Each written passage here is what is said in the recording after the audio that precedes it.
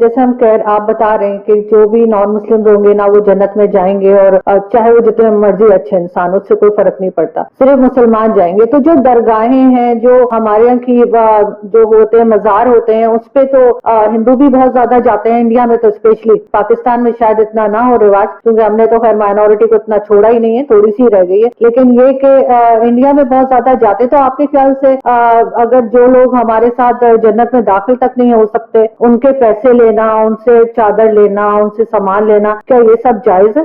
बिल्कुल नाजायज है। कब्र पे जाना, कब्र पे जाकर सजदा करना, कब्र पे जाकर छिपा चढ़ाना, कब्र पे जाकर हाथ उठाकर दुआ मांगना, ये सारी चीजें नाजायज हैं, हराम है। जो लोग मुसलमान करते हैं वो भी गलत कर रहे हैं, और जो गैर मुस्लिमों से इस तरह का पैसा ले रहे हैं नाजायज दीन के नाम पर, वो भी गलत है। जन्नत जो है 72 हूरों वाली बात नहीं बताई कि वो 72 हूरों का जो बताया गया है मर्दों के लिए, वो क्या है? क्या वो अय्याशी नहीं है वहाँ पे?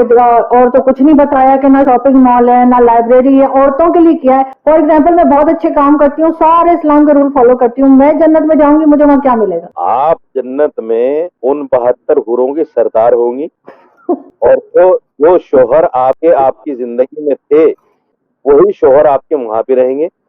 अगर आपके शोहर भी अच्छे काम करते होंगे, अगर दोनों आदमी जन्नत में जाएंगे तो जाहिर बात है आप उन हूरों की सरदार रहेंगी। और देखिए, वो अय्याशी नहीं है। एक चीज मैं आपको बता दूं, ये फिर वही बात आती है जैसे मैंने जवाब दिया कि ये दुनिया के अंदर उन अच्छे अमाल की जजा है, उन अच्छे अमाल का सब। वहां अय्याशी का तस्वुर भी नहीं कर सकता आदमी। देखिए, वहां जो है शहवत जैसे दुनिया में आदमी पूरी करता है, वहां शहवत का वो तरीका नहीं होगा। ना वहां कोई नापाकी है, ना वहां कोई इस तरह की कोई चीजें है, ना वहां आदमी का मन इस तरफ जाएगा। वहां तो जन्नती सिर्फ एक चीज को सोचेगा कि अल्लाह का दीदार मुझे कब होगा, अल्लाह का दीदार मुझे कब होगा। मौलाना साहब, मर्दों के लिए 72 हूरें और औरतों के लिए वही वाला शोहर जो यहाँ पर है, ये तो बड़ी गलत बात है। औरतों को भी तो कोई चॉइस दीजिए ना, औरतों के लिए भी कोई अट्रैक्शन रखिए। क्या औरतों का दिल नहीं है? ये क्या बात हुई? औरतों के लिए वही शौहर, अगर शौहर के साथ ना बनती हो, बेशक बहुत नेक हो, लेकिन इस दुनिया में शौहर ना पसंद हो, किसी तरीके से उसके साथ जो है गुजारा कर लिया, वहां जाके फिर वही गले पड़ जाएगा। ये तो अजीब सी बात है। और आप लोग 72 हूरें लेके घूमेंगे, और हमारे यहाँ तो मौलवी बहुत कहानियां बताते हैं 72 हूरों की कि किस तरह की होंगी, ऐसी हसीन होंगी, ऐसी होंगी। तो मतलब ये तो बड़ी नाइंसाफी है। देखिए, ये सवाल मुझसे नहीं बनता, ये सवाल मुझसे नहीं बनता। ये सवाल आप अल्लाह से कीजिए जिसने जन्नत में मुसलमान के लिए ये चीजें रखी हैं। ये सवाल अल्लाह से बनता है, क्योंकि नौज़बिल्लाह मैं तो दीन का खालिक नहीं हूँ। मैं तो कुरान, अल्लाह नौज़बिल्लाह मैंने कुरान नाजिल नहीं किया। कुरान अल्लाह की किताब है, अल्लाह का कलाम है, अल्लाह ने ये चीजें कुरान में बताई। तो अब ये सवाल तो मुझसे नहीं बनता कि साहब जन्नत में मेरे लिए क्यों ऐसी चीज नहीं है। ना मौलाना साहब, जो जन्नत का नक्शा खींचा गया है हमारे यहाँ कि वहाँ पे शराब मिलेगी, 72 हूरें मिलेंगी, वो भी तो एक अय्याशी का ही अड्डा हमें लगेगा या नहीं? वो भी तो सिर्फ यही बताया गया है कि मर्दों को 72 हूरें मिलेंगी, ऐसी लंबी होंगी, ऐसी होंगी, वैसी होंगी, 100 कपड़े पहने हुए फिर भी बॉडी नजर आएगी। मौजूद है इंटरनेट पे मौलाना तारिक जमील बता रहे हैं, और शराब वहाँ भी पीने का कहा गया है। बाकी यहूदियों की अगर आप बात कर रहे हैं तो बहुत सी मेडिसिन ऐसी हैं जो यहूदियों ने बनाई है, बहुत से साइंस के काम ऐसे जो यहूदियों ने किए। उतने काबिलियत काश मुसलमानों में होती तो बड़ी अच्छी बात थी। तो सिर्फ उनके एक रिलीजन के अलग होने से इतनी नफरत क्यों? मैं और आप जिस पे बात कर रहे हैं ये भी यहूदियों का ही बनाया हुआ है। तो यहूदियों की हम मेडिसिन खा सकते हैं, उनकी साइंस की हर चीज हम इस्तेमाल कर सकते हैं, मोबाइल यूज कर सकते हैं, लेकिन यहूदियों को हम क्यों बुरा भला कहते हैं? और वही जो जन्नत की मैंने बात की, तो वहां पे तो कुछ और बताया ही नहीं कि औरतों के लिए क्या है जन्नत में। क्या शॉपिंग मॉल है, क्या लाइब्रेरी है, कुछ है? सिर्फ 72 हूरों का जिक्र है, शराब का जिक्र है, ड्राई फ्रूट होगा, फल होंगे, और 72 हूरों के साथ रहते रहेंगे। और कितने मौलाना हमारे यहाँ के हैं जो बताते हैं कि कितनी ताकत आ जाएगी मर्दों में। तो ये सब कुछ क्या अय्याशी नहीं है?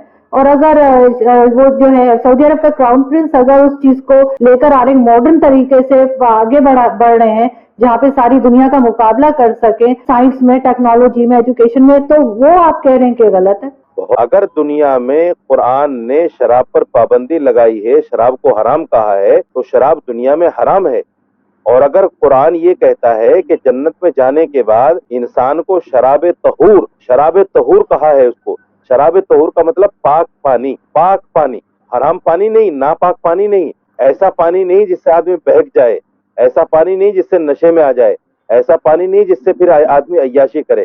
شرابن طہورا کہا ہے قرآن. تو شرابن طہورا اگر اللہ جنت میں جنتیوں کو دے گا تو اس پر میں سمجھتا ہوں اس پر تو اعتراض نہیں ہونا چاہیے، کیونکہ دین تو اللہ کی ماننے کا نام ہے. جب ہم نے دنیا میں اللہ کی بات کو مانا ہے، اللہ چاہی زندگی گزاری ہے، قرآن چاہی زندگی گزاری ہے، اور جنت میں جا کر اگر ہمیں اللہ اس کا بدل دے رہا ہے، اس کا ثواب دے رہا ہے، اس کی جزا دے رہا ہے، تو اس پر تو اعتراض نہیں ہونا چاہیے مسلمان. غیر مسلم اگر اس طرح کی بات کہے کہ ایسا کیوں ہے تو اس کا جواب تو سمجھ میں آتا ہے، اعتراض تو سمجھ میں آتا ہے.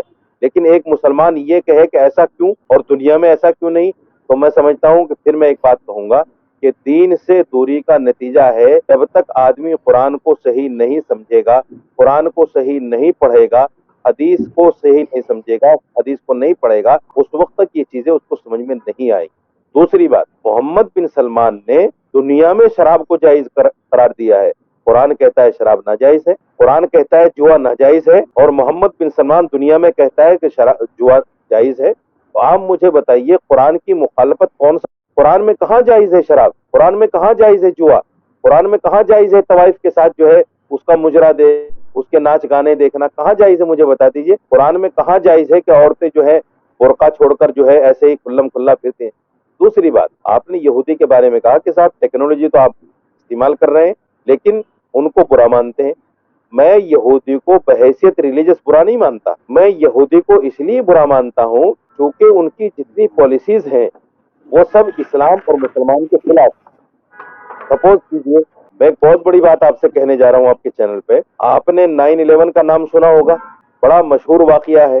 9/11 یہودیوں کی دین تھی اسلام اور مسلمان کو بدنام کرنے. 9/11 کو سچا واقعہ نہیں ہے. کیونکہ کہ آپ کے خیال سے بہت سے دوست ہمارے ہندوستانی دوست ہمیں کہتے ہیں کہ جی جب اسلام نہیں آیا تھا بر صغیر میں، یعنی ہندوستان پاکستان اس سارے علاقے میں، اس سے پہلے جتنے بھی لوگ تھے وہ سب ہندو تھے. کیا یہ بات صحیح ہے؟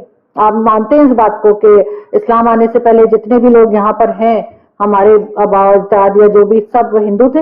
نہیں، دیکھیے ہم کنورٹڈ مسلمان ہیں، اس میں کوئی دو رائے نہیں. ہم جو ہے ہندوستان پاکستان کے جو لوگ ہیں وہ کنورٹڈ مسلمان ہیں.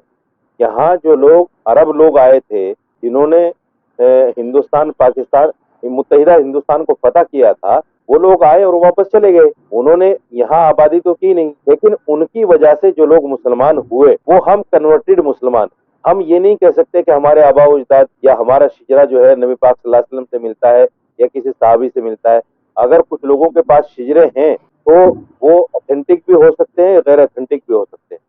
لیکن اس میں کوئی دو رائے نہیں ہے کہ ہندوستان پاکستان کے جو مسلمان ہیں وہ کنورٹڈ مسلمان ہیں. مگر اس کا مطلب یہ بھی نہیں ہے کہ جو کنورٹڈ مسلمان ہیں وہ پکے مسلمان نہیں. مسلمان جب آدمی ایمان لے آیا اللہ پر، قرآن پر، اس کے رسولوں پر، فرشتوں پر، یوم آخرت پر، پھر وہ پکا مسلمان ہے. ان کے والد چاہے جو بھی تھے، جیسے صحابہ کرام جب نبی پاک صلی اللہ علیہ وسلم کے زمانے میں جب صحابہ کرام ایمان لائے تو ان کے والدین غیر مسلم تھے لیکن صحابہ کرام مسلمان تھے، ایمان والے تھے.